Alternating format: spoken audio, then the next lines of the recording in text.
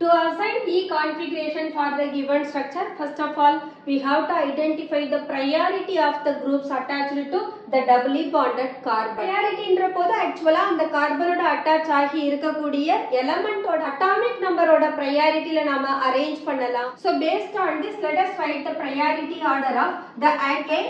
C double bond O இருக்கும். அப்ப this is the first priority, second priority. Oxygen is directly bonded to the carbon, so first priority. Third one ல பார்த்தோம், both of them are alkyl parts, but second alkyl part பார்க்கிற போது this makes more number of methyl. NH2 makes the first priority, CH2OH second priority. D ல பார்த்தோம்னா structures A, B, C இவங்கள priority same sideல இருக்கு. Structures A, B, C all they have Z configuration. Structure 4 that possess E configuration. So the correct answer is D. உங்களுக்கு இந்த video பிடிச்சிருந்தா like பண்ணுங்க, share பண்ணுங்க, comment பண்ணுங்க and subscribe பண்ணுங்க.